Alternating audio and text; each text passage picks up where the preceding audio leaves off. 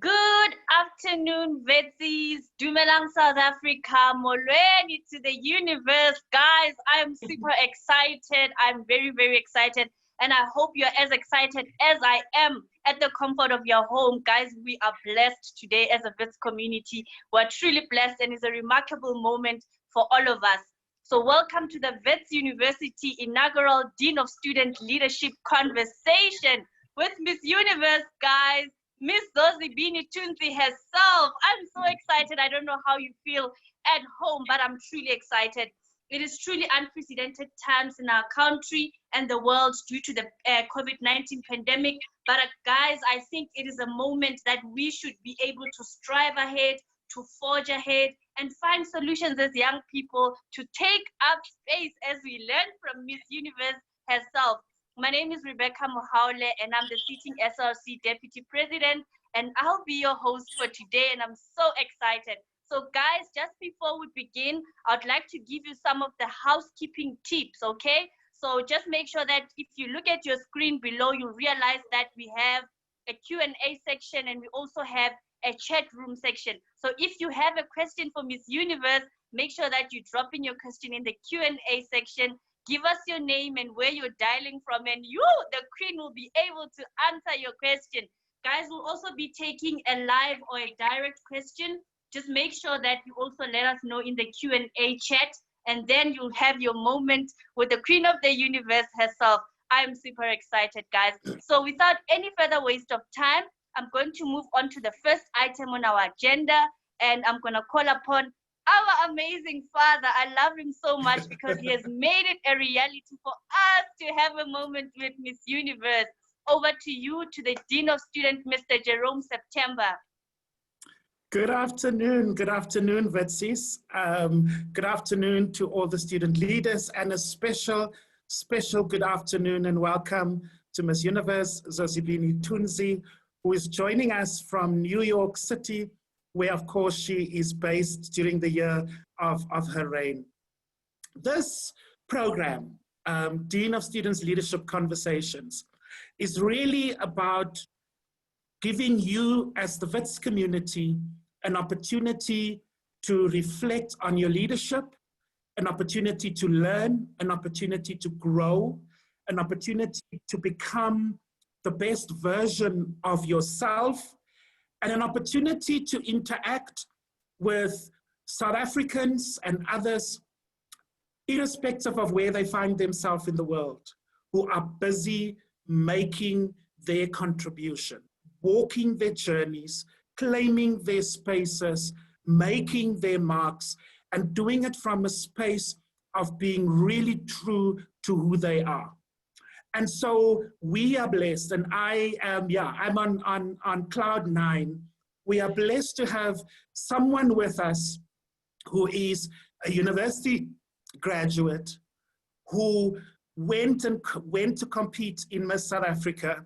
When she was crowned Miss South Africa was buzzing around this young woman who took the crown, go on to become Miss Universe, and really had the world buzzing, not just around beauty and what beauty means, but the central message that I think she brings us, and that's of women claiming space, women leading, women claiming their own self and bringing their own self into the world and making a real contribution to the world, to shaping the world. And for me, it links to my idea of leadership being one that we mustn't only strive to be the very best that we can be. That's important. We must be the best that we can be, but we must also be the best for the world. And so how are you using your leadership? How are you using the space that you occupy, small or big? How are you using that space to shape the world, to make the world a better place? And so this is the first of a series, and it gives me great pleasure to now hand over the podium to our special guest, Ms. Zozi Tunzi, Miss Universe 2019. Let's welcome her.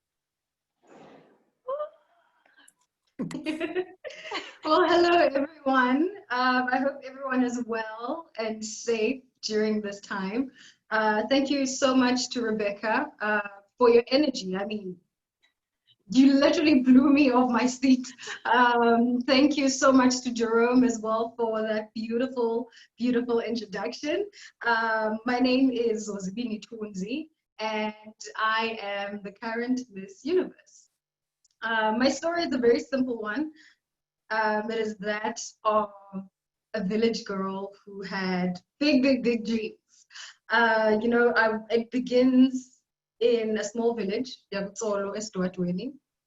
I was born there and grew up between there and a small town called Edudwa in the Eastern Cape. That's where I did my schooling.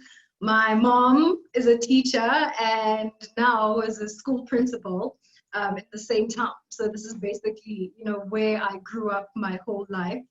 I was born in the year 1993 in September, and that makes me kind of a born free. I say kind of because I always fight to say, no, I'm a little bit older, but I'm not. I was born in a democratic South Africa. I was only 7 months old when, we voted for our first Black president. And it's such a story there. Whenever I think about the time that I was born, whenever I think about how my mother, had me on her back when she went to vote for the first time for a new South Africa. And that's the kind of South Africa that I was introduced into. And I'll tell you why this is interesting along the way. I grew up a very shy child. I know everybody wants to know about my Miss Universe journey and how I got here. So my journey, I'd like to say, kind of began in 2017 when I did Miss South Africa for the first time.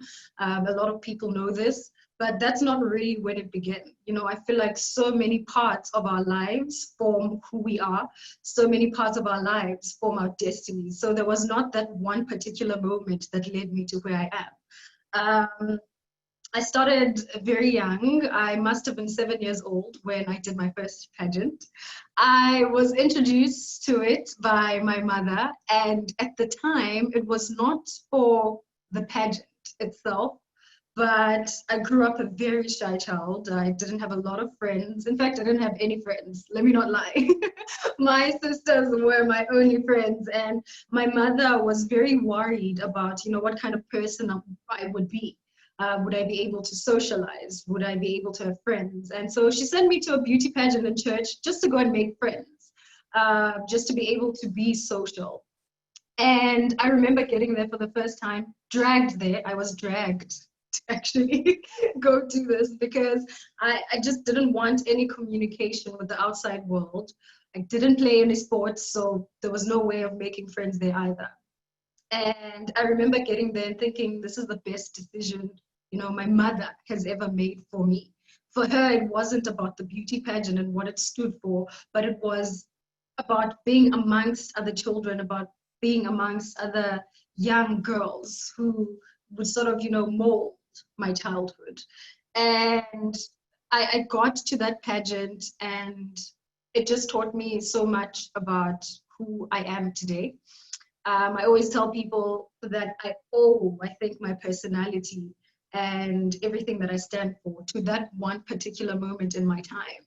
Because what I soon came to realize about pageantry was that I had to all of a sudden be able to think on my feet. All of a sudden I became curious, about the world. I grew up as somebody who read a lot of books, who watched a lot of documentaries with my family. And so it just made me more curious to find out about the world. And it gave me so much confidence in myself, in my skin, and who I am, and everything that I stand for. And so I think that's when my journey began. But as I grew up, I kind of forgot about pageantry because it just wasn't a part of my life anymore. I looked at it and I felt like it wasn't for me because I hadn't seen, women like me take it up further into like an international space. And so I gave up on that, and I grew up, got to Cape Town, did my learning, did my university, and graduated. And I sort of thought of my childhood again and why I gave up on the dream of becoming a Miss South Africa and a Miss Universe. And I thought to myself, let me get back to that dream, because the reasons that stopped me from doing it should be the same reasons that pushed me to actually do this. So in 2017, I decided to do Miss South Africa again. And it was actually by default when I did Miss South Africa in 2017. As you would know, we had the fees must fall era in South Africa, and I was unfortunately one of the students who couldn't register in the year 2016 because of financial implications. I had to leave school, and that was the year that I decided to do Miss South Africa. And in my journey, it started off as something that I wanted to do because I didn't have anything to do. But then I soon realized in there that there was so much space to take up in that platform. There was so much to it than just beauty. I realized that being in that platform gave me such a voice that people would want to listen to.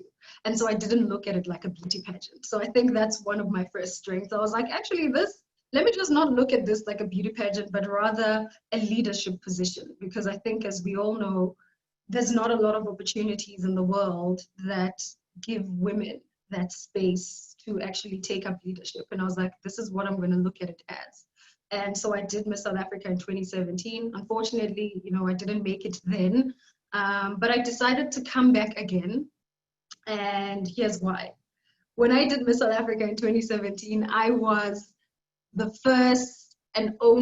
only actually contestant from the Eastern Cape to make it into the semifinals. And being from where I'm from, it was so unbelievable to people I grew up with.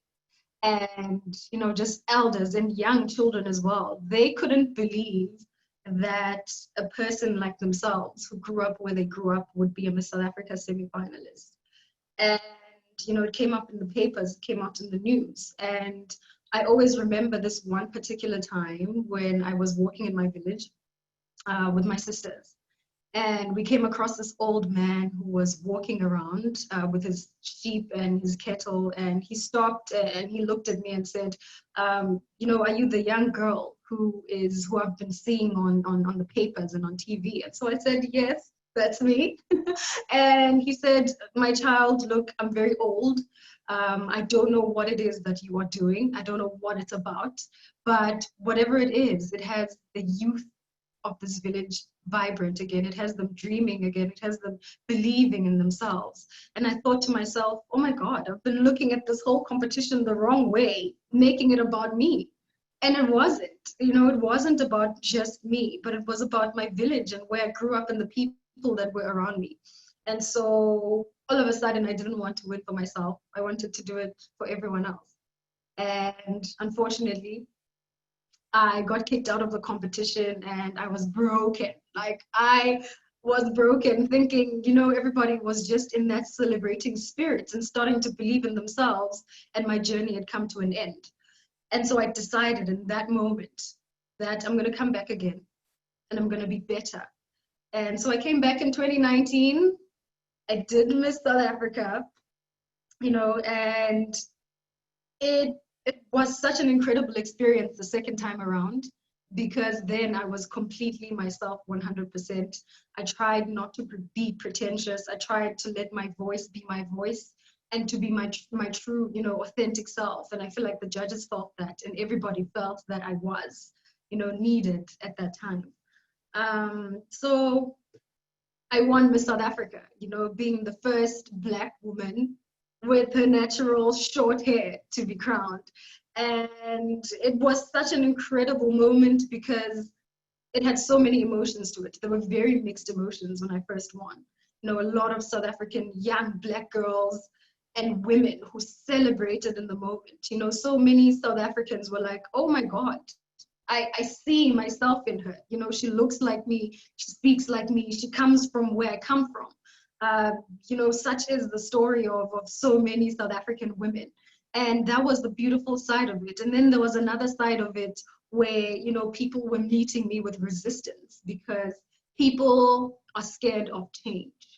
change makes people uncomfortable and they lash out.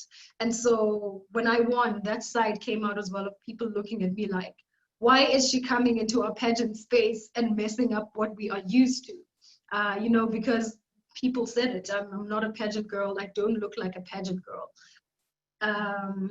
And so mixed emotions, you know, most of them very racist, most of them very colorist. Just there was just so much going on at the time, and I thought to myself, you know, I feel so heavy-hearted that this is happening. But then I thought it opened conversation, and that's what you want. You know, you want things to open up conversation. And so when I started getting that negative feedback, I remember there came a point where I was like, I feel like I don't even want to do Miss Universe anymore. You know, do I want to go compete there? Because I was getting, you know, a lot. It became overwhelming. You know, people telling me that I shouldn't go, that I'm not enough, that I'm a downgrade. You know, we've never had a Miss South Africa like this. This is a downgrade. You know, people said things like, you are not going to place. You're not even going to be in the top 20. This is such a horrible year for South Africa. And so one day I sat down with myself, as I do most of the times when I feel like things are spiraling out of control. And I said, Zozi, take everything that these people are saying as a negative and change them into a positive. If they say you cannot be Miss Universe, why is that? Is it because I'm too black? Is it because my story is too black? If so, then let's change it and make it positive. Then something needs to change. If you've never had a Miss Universe who looks like me, then maybe this is the first time that you actually should have a Miss Universe who looks like me. And so I was very motivated, was very determined on my flight to Atlanta to, you know, do Miss Universe. I was like, I am going to change everything that you told me about me and make it so positive. Because my blackness was never negative. You know, the color of my skin was never negative. You made it that way because a very Eurocentric beauty has been presented to us in society for a very long time. You open a magazine, there it is. You open TV, there it is. And, you know, so I thought this is time to break those stereotypes. And I went in, I did my thing, and I won. I remember when I won again, once again, the internet broke. You know, people were like, oh my God, this actually happened. And I think I had to step outside myself a little as well and look inside and see what an incredible moment that was and how much changed.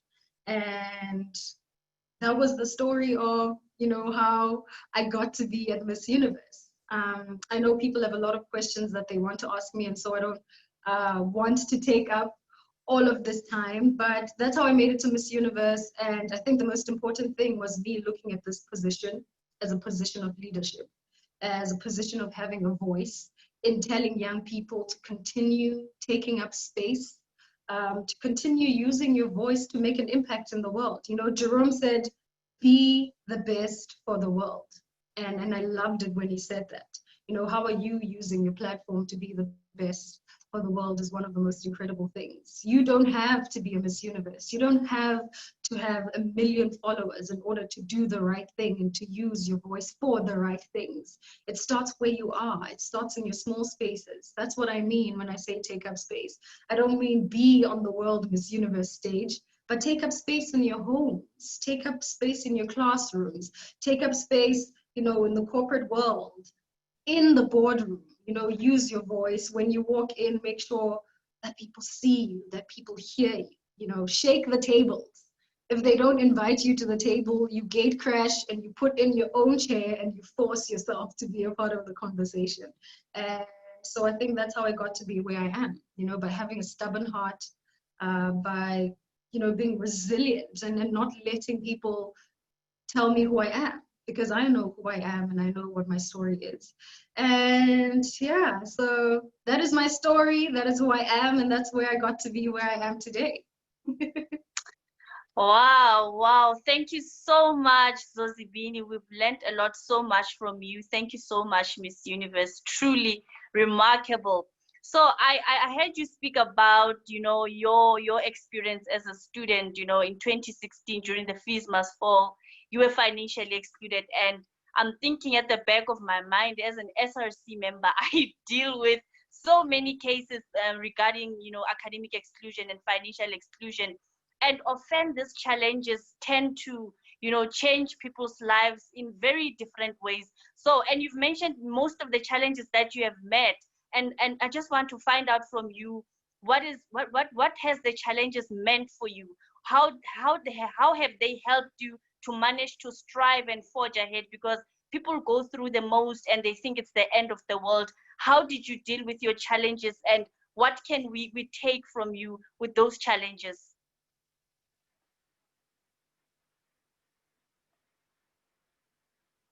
Oh, your mic is mute. Thank you. I don't want any noise coming out. So I think the most important thing that we need to remember, and I think we always forget, is that in life, you will hear more no's than you will ever hear yeses. That is just the fact of life. You know, people will say to you no so many times. And so I've always had that in my mind. Whenever I try out something, I leave space for disappointment. I'm like, you know what? I'm probably going to hear people say no to me 10 times. You're going to shut the door in my face 1,000 times before I can get that one person who says yes. And that's the most incredible thing. You only need just that one yes to kickstart you and your dreams and where you want to be. And so that's how I pushed. You know, for me, a no is a not right now. A no is a redirection to somewhere else. When somebody says no to me, I'm like, okay, well, that's fine. You know, what you mean to me is not right now. I should come back again. Or what you mean to me is try opening another door, you know, because this key doesn't work for this door. Try another one. And so I think that's how my resilience comes in. You know, when one door shuts, I try to open the other one. And it's not easy. I know I say it as simple. I'm saying it very simply, but it's not easy because, you know, disappointment and rejection are real and we feel them because we are human. But after getting over that rejection, make sure to get up, you know, because you'll hear no. And to everybody who's in university now, I guarantee you, after you graduate, that's when life really begins. You have it in your mind and in your head that after you graduate, you're going to get a job, you'll buy that car, you'll get married, you'll buy a big house. Unfortunately, you know, real life kicks in. Some of you are going to have struggles securing a job.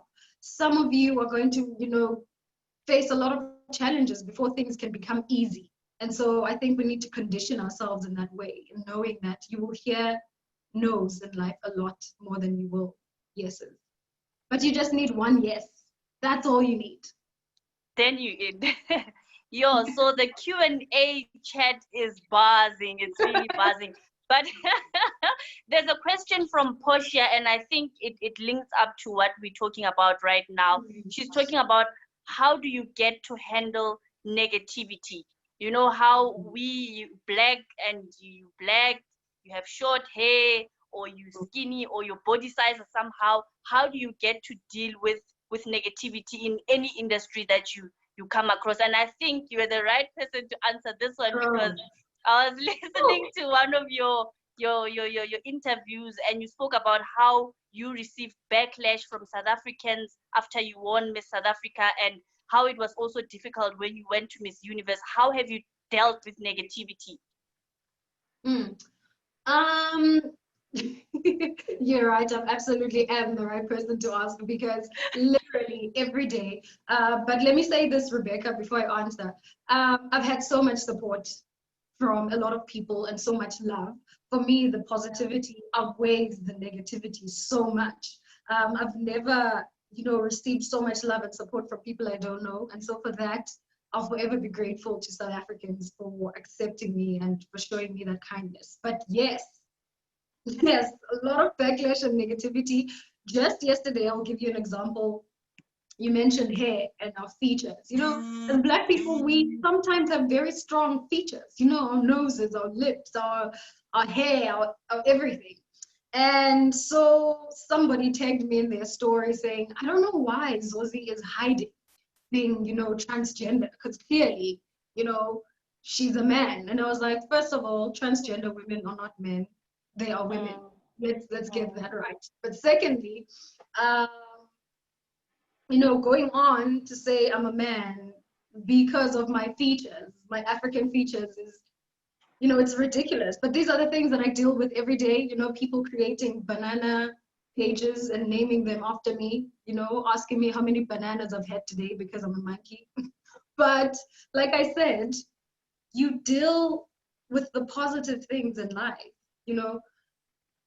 And I know it's so easy for negative things to outweigh positives, but try as hard as you can to look at the positive things.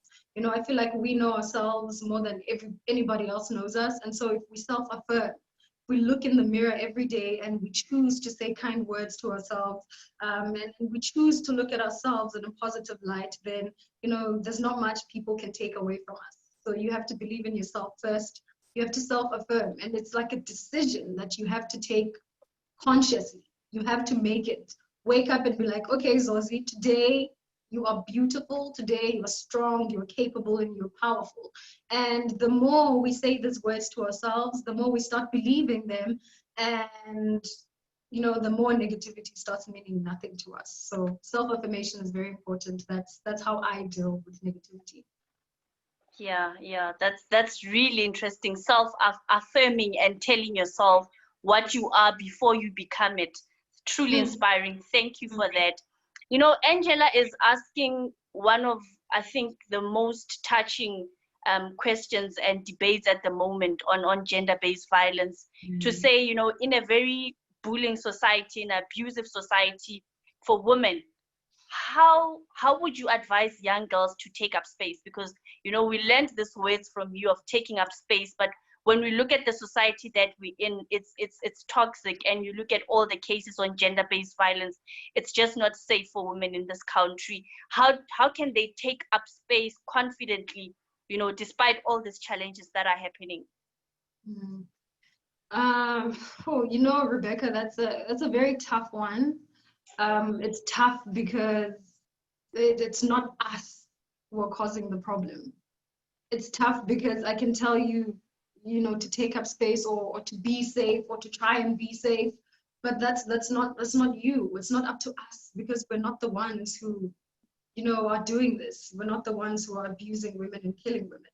And I think rather my message would be to men and to young boys, you know, in South Africa, to start having those conversations amongst themselves, because I think we like to leave women problems to women, and gender-based violence is not a woman problem. It's a societal issue. You know, it's everybody. It's global, and so everybody should be a part of that conversation. And so I feel like we need to revisit that first before, you know, we can start talking to women. But, you know, it's just trying to push through whatever it is that we're going through, and trying to place ourselves and trying to take up space. It's a difficult one to answer, Rebecca. It really is. But we constantly have to push through. That's all I can say. You know, you push through. We push through, we strive ahead, and we forge. Yeah, that's Absolutely. very true. So Kekelezo here is asking, who is inspiring you? Who is this person behind, you know, what you are, and what are you learning from this particular person? There's so many. Oh my God. There's so many people, but because I literally just saw this person on my Instagram before coming on, I'm probably gonna mention her. You know, there's a I don't know if anybody knows Bozoma St. John. She is now the chief marketing officer of Netflix. She's originally from Ghana. She's Ghanaian American. And she has been taking up space in the most incredible ways I've ever seen anybody do in my life. And because I know her personally and I speak to her from time to time, it's always so amazing to me how she does things. You know, she is the chief marketing officer of Netflix in a corporate America that is full of, you know, very white, very old male. And she walks in there as an African Black woman in leadership. And for me, she inspires me so much. Before that, you know, she worked for Endeavor. Before that, she was at Apple. Before that, she was at Uber. Before that, she was at Pepsi. You know, just navigating herself in a world that's telling her she's not supposed to be there. You know, because society is built in a way that was meant for her to never be in that space. But she constantly takes up that space and consumes, you know, all of its energy. And so she inspires me so very much because of that. But my absolute favorite queens that inspire me are women from South Africa from 1956. Oh my God. Those women who protested to the union buildings back then, they still inspire me today because of what they did then, you know, in my mind. And I feel like all of us should be looking at life this way. When they marched to the union buildings back in 1956 to fight for, you know, the rights of Black people and the rights of women, they mostly were not doing it for themselves, but were thinking about future generations. You know, we're thinking about young Black people to come. We're thinking about young women to come. And they fought their race so well. And they left us a baton, you know, for us to pick up and to be the women of 1956 who took up space. And so those women inspire me. I've picked up the baton that they left me. I'm doing the best that I can and wanting to pass it on to future generations, hopefully, and hoping that they'll do the same too. So I'm inspired by a lot of women. Sure, sure. So Zozi, there are a lot of girls, asking about leadership at the moment, and they are linking it to when you speak about authenticity. And I'm asked here that how can one play out authenticity in leadership role? How can they be more authentic, more especially when they are intimidated by male people or a dominated male society? How can we stay authentic in leadership? Yeah. I think first of all, by understanding how necessary it is for you to be there. You are not gate crashing. You deserve to be there. That's the first step. Because we have this imposter syndrome so much sometimes where we're like, am I supposed to be here? I feel like I shouldn't be here because the people who exist in the space don't look like me. But that's exactly why you should be there. And that's how you can be authentic, you know, in your leadership, just arriving truly as yourself in spaces where you're not supposed to be. In male-dominated industries, you walk in your true authentic self and be a woman. Because here's another thing, Rebecca, what people usually think is women are always trying to be men in leadership and that you have to have manly qualities to lead. No, you be a woman. Use all that you are. Use your womanhood to lead. You know, whether it be your compassion, whether it be your strength, whether it be whatever quality you have as a woman, use that. Don't try to act like a woman, think like a man. That is total be something that I can't say, can't swear, but don't think like a man. Think like a woman, you know, act like a woman, think like a woman. And maybe the reason why we have so many issues in the world is because you haven't been putting women in there to think like women. So let's change it and put women in those positions. That's how you lead authentically as a woman. You don't walk into a space that's full of men and start acting like men or having character traits of men. You're a woman. You are built to be a woman lead, you know, as a woman. Authentically lead. Authentically. When they tell you that you are irrational, that you are loud, and that you are emotional, fine. But I can lead through all of those things. That is true. Because you think they are my weakness, but they're not. They could actually be my power too. Yeah, because often, you know, as a woman, when you are firm, you are taken as a mean person. But when a man is firm, they are saying he's very bold. So, yeah. Zozi, speaking on to inclusion and representation, ne?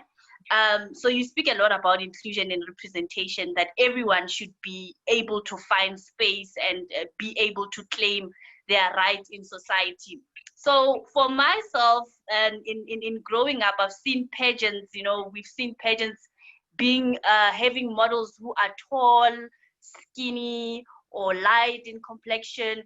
And I don't know if there's actually space for plus size people, dark, you know, short hair like you and I, but now we know that there is space. But I just want to ask in terms of short and people with different body sizes, is there space for them within the pageant industry? Because I think what we are learning from you and many other Miss Universe and Miss World is that not only the title is about how you look, but it's about what you do. So is there space for really everyone in this pageants? I love that you said that. You know, it's not about how you look, but most of the time it's about what you do and how you think. There should be space. There should be. If I was a judge, that's what I'm considering. You know, when we enter, you fill in the form. They give a lot of requirements in there, and then they say you can be any height, you can be any shape, you can be any size. That's what they say. So there is space on paper, but we haven't really seen it yet, Rebecca. Yeah. We haven't really seen it yet. Just as we've never, you know, seen a short-haired natural beauty queen before. Finally, we did last year. I'm hoping that finally you'd see different shapes of women in different heights. You know, when women, it's on paper, that's what they say, but we haven't seen it, and I'm hopefully we can, and hopefully we will. Because most of my job is not really about how I look all the time. Mostly people want to know what I'm thinking. I call it a leadership position. So leadership should be open to everyone. But also, beauty is very subjective, Rebecca. Beauty is not tall and skinny. It's anything. It's anything. It's short, it's curvy, it's white, it's black, it's Asian, it's Latina, it's all of it. And so everybody should be included. So in my opinion, definitely, I'm hoping that there is space. There should be. We should be pushing for it.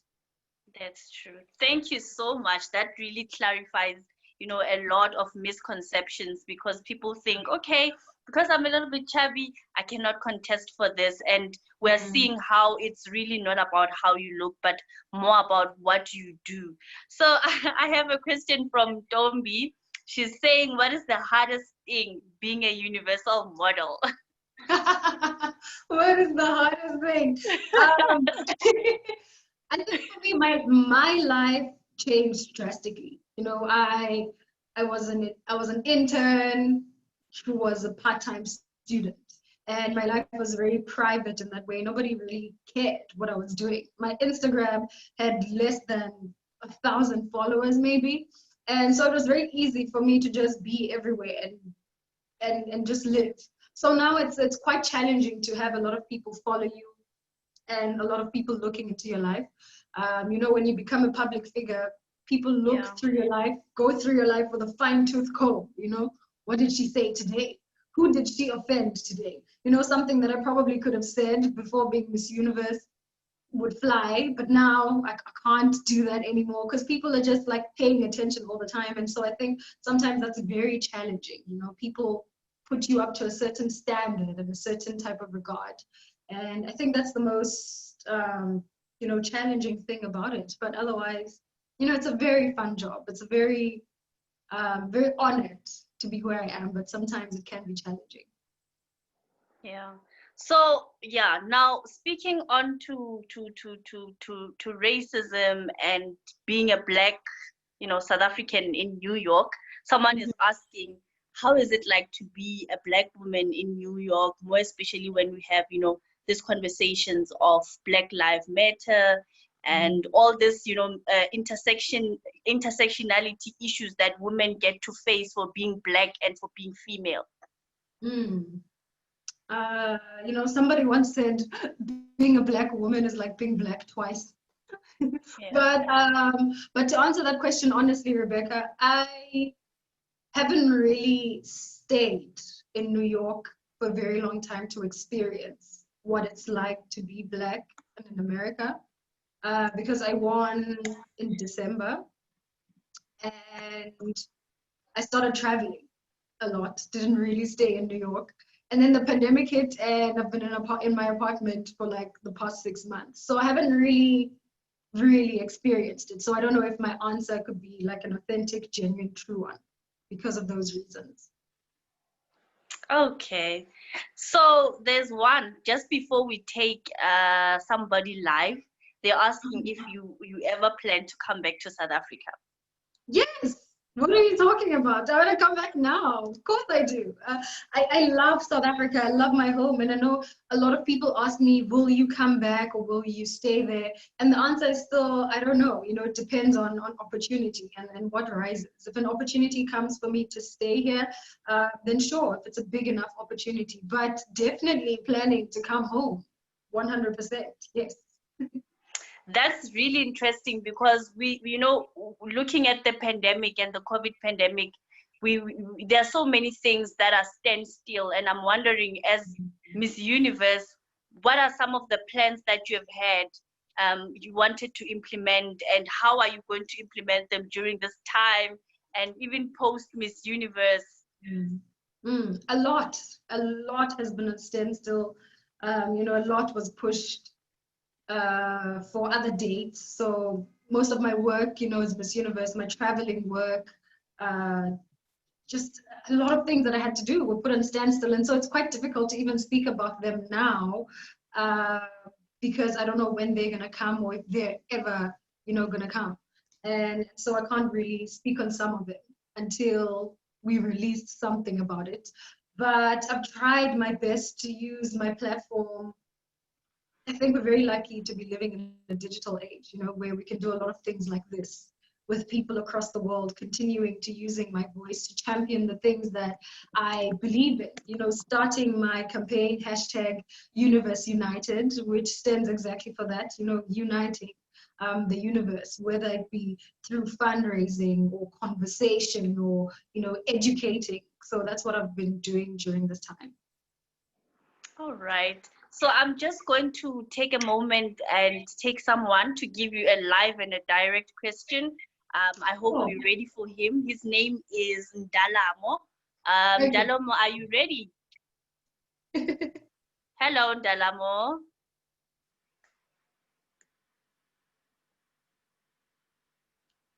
Okay. Ndalamo is maybe still just as we, you know, just as we wait for him. Okay, it's fine.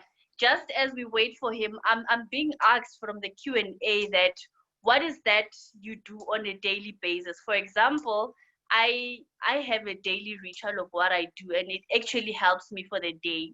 I do self-affirmations and I do personal development. So what is that Miss Universe does every morning to keep her day brightened up? Me and you are the same, you know, affirmations. Wake up and I pray, you know, before I get out of bed and do anything. After praying, you know, I remind myself, you know, how amazing and awesome I am, because if I don't, who will? You know, I self-affirm, and then I put on my music and I just sing and dance around the house, and that's how I start my mornings. Literally, that's my morning routine. Every day. Every day. So you sing and dance alone? Yes, why not? That's like my favorite thing to do in the world because I can't dance in front of everybody because I'm horrible at it. So I'll do it alone and with my music, and I'll sing, and it just makes me feel so much lighter and ready for the day. And there's one thing we just learned about you recently, is that you can sing. And this song you posted, "I'll Rise Up." Thank you so much for that. You know, it was truly uplifting. So I'm going to try and get Ndalamo again. I don't know if he's up and ready. Ndalamo, are you ready?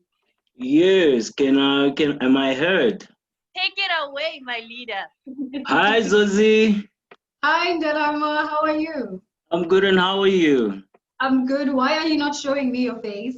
I don't know how these things are working. You know, we live in There's a video thing there. I'm sure you can press the video, just like you unmuted yourself. There's like a video. I don't know, but that's okay.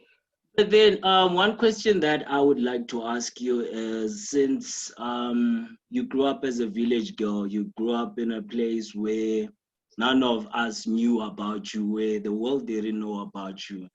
And then when you had to shift into being this image of the universe, this person whom everyone was talking about, how was it? I guess you had to get out of the comfort zone, but then how did you grapple with what you were doing?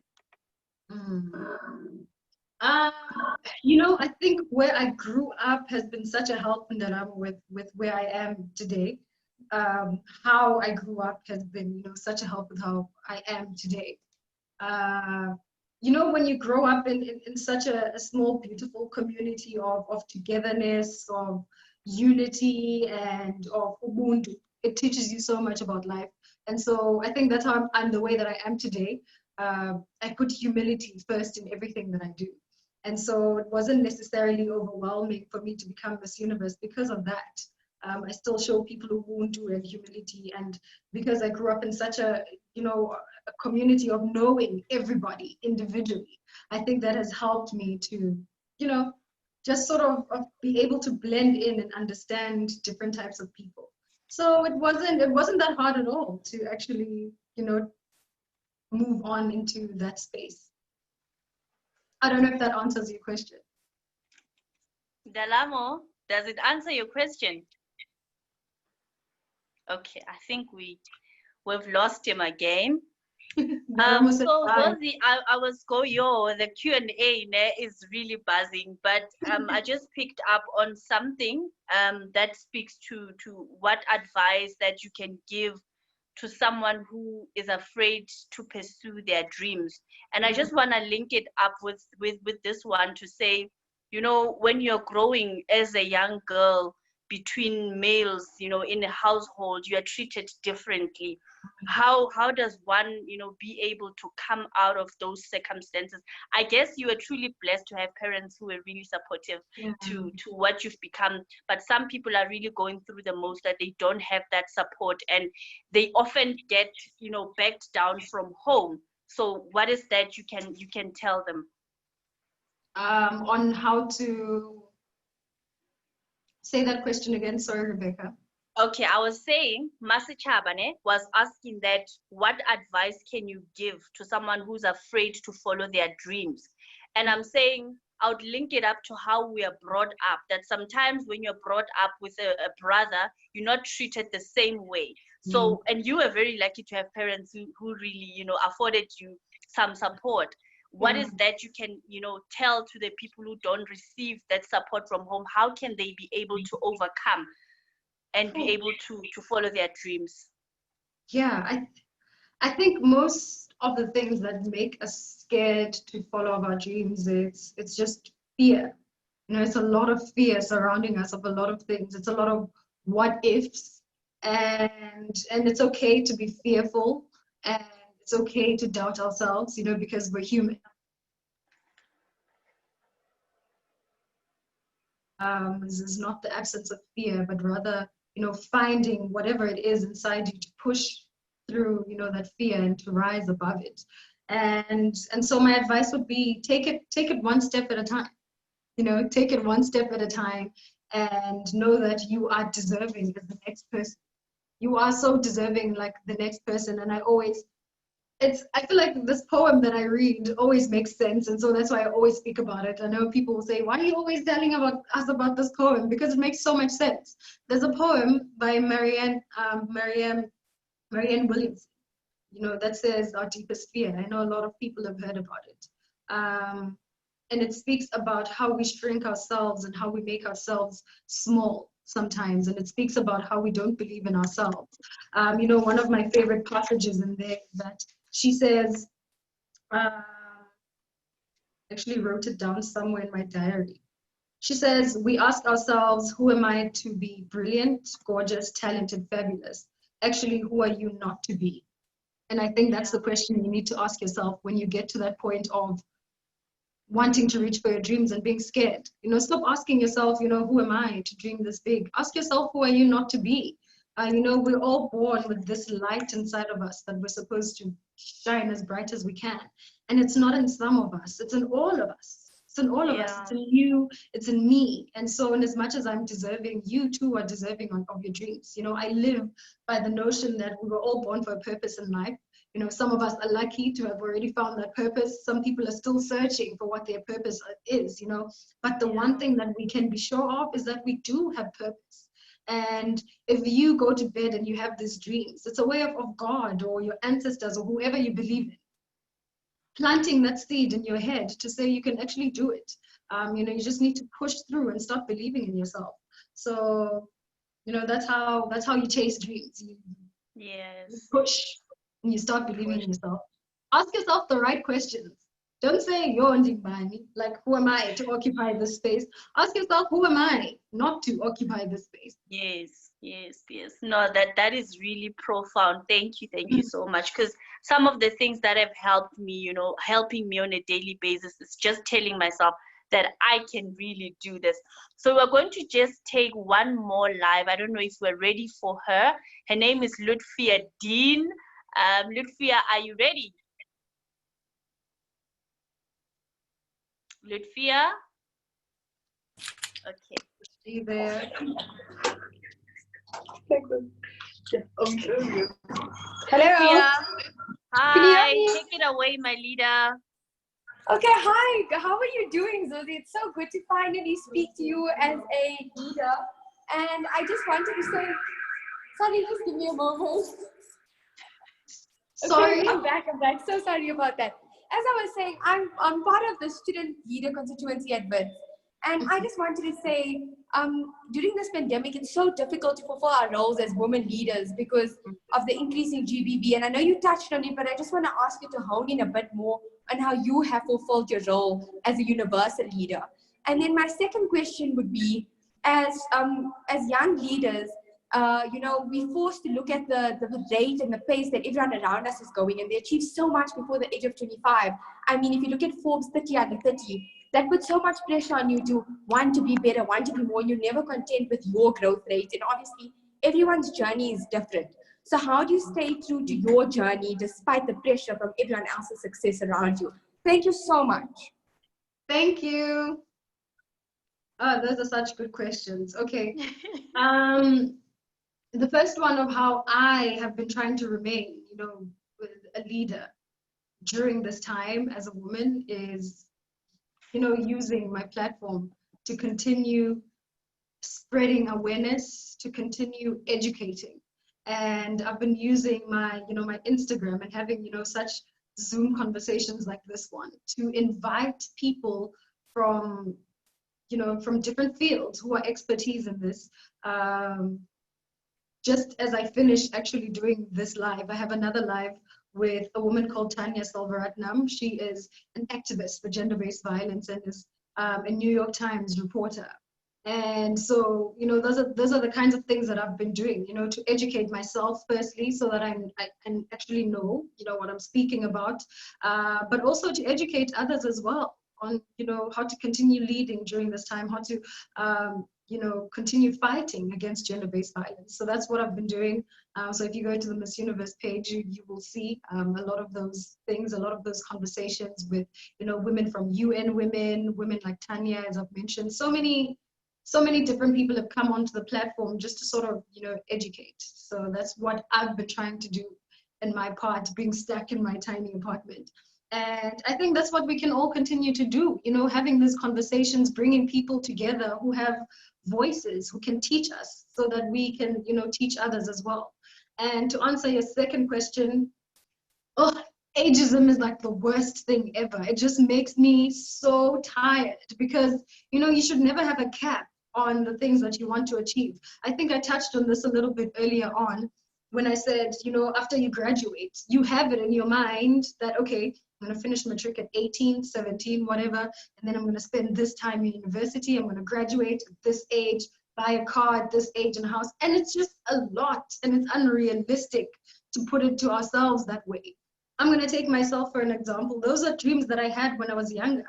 I was going to finish varsity, I was going to graduate, and I was going to do this and this and that. I never foresaw being financially excluded as a part of my journey. How could I have seen it? I could have never seen it. And so it deterred me from that journey and pointed me towards somewhere else. And so I think it's so important for us to leave space for life to happen. You cannot see the future. How can you take a shot in the future that hasn't already even happened? And so, that's my advice for everyone. We all have different stories, and sometimes you just need to let life happen, leave space for life to happen. Don't ever put an age cap on, on who you are and the things that you have to achieve, because We have no control over certain things. Have control of the things that you can. You have control of your goals, your ambitions, the things that you want to achieve. You have no control of when they're going to be happening. That's unrealistic. So just throw it out. Nobody, absolutely nobody has control of that. So that's what I have to say about that. Wow, thank you so much, Miss Universe. Time has really ran. You know, thank you so much to everyone who has been part of this conversation. You know, Q&A is buzzing, but we need to find ways that their questions get answered at a later stage. So thank you so much, Miss Universe. What are your last thoughts? What can you leave us? The last things we can, you know, take away, because last time we took away taking up space and being authentic. Whenever people ask me to say last words, I'm like, people always expect me to say a quote or to be quotable, but it's very tough. But I think what would be my last words is, you know, things I've learned during this pandemic is one, just because something is not happening to you doesn't mean it's not happening. I think that's the most important thing I've learned this pandemic. Be considerate of what's happening around you. Be considerate of other people, and continue to use your voice and to stand for something. You know, so don't stand for something just because it's you, just because it's happening to you or your people. You know, there's people struggling across the world who don't have a voice, who might need, you know, united voices to push through their messages. So that's what I want to leave people with. Just because it's not happening to you doesn't mean it's not happening. Black lives matter. Women's lives matter. Trans lives matter. Just because you're not a trans person, just because you're not a black person, just because you're not a woman, doesn't mean you shouldn't fight next to those people.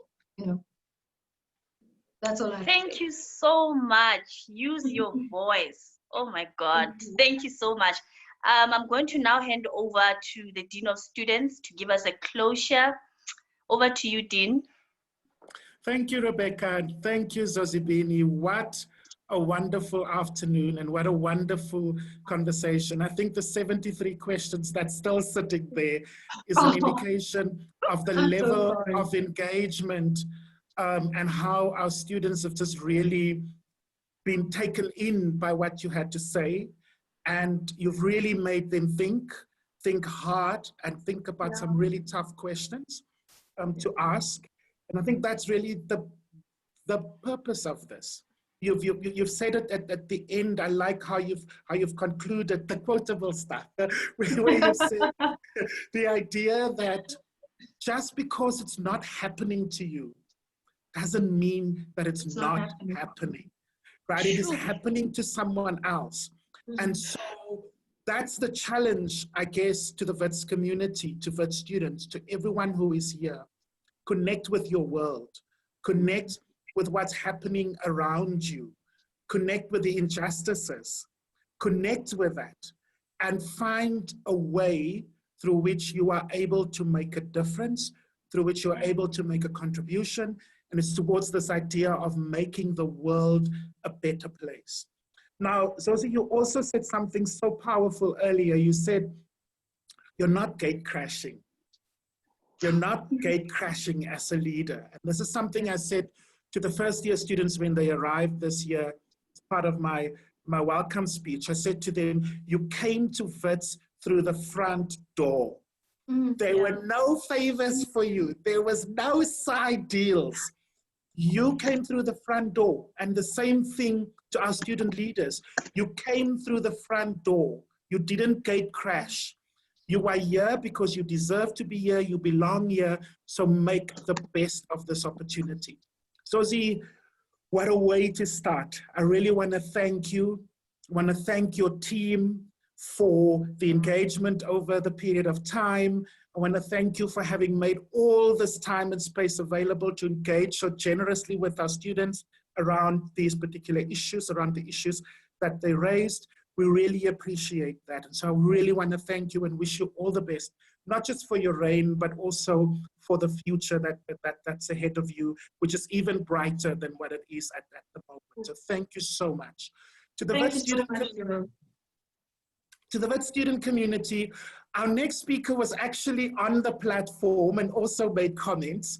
Our next speaker is, it's around the 18th of August. There might be something before then, but our next confirmed speaker, I'm not going to say too much. I just want to whet your appetite. It is a young Black woman, again, who is making waves in the agriculture space. We talk about the land, we talk about agriculture, we talk about farming, and our next speaker will be someone who is in the farming space, who is making a difference in farming in the Free State, and she's using that platform to make this world a better place. And so we will invite you formally to come to that one, but the idea is, again, for you to interact with leaders, to interact with people doing it, learning as they're doing it, and hopefully you will learn some lessons from that experience. Again, Zozi and team, and thank you to the Wits team who made this possible. Oh, Rebecca, what a star. What a star. Rebecca, thank you so much for facilitating the conversation, for giving so much of yourself. But back to you, Zozi. Thank you so much. We at Wits, we love you. We wish you only the very best. And we know, and here's a home for you. So if you come back and you just want to come to Wits for whatever, there's a home for you. You can see the Dean of Students said so. Thank you. Thank you, Rebecca, Jerome, and to everyone who watched us and sent in all the questions. Thank you so much for engaging. Thank you. Goodbye, everyone. And thank you, Zozi. All the best again. Bye. Thank you. Bye. Thank you.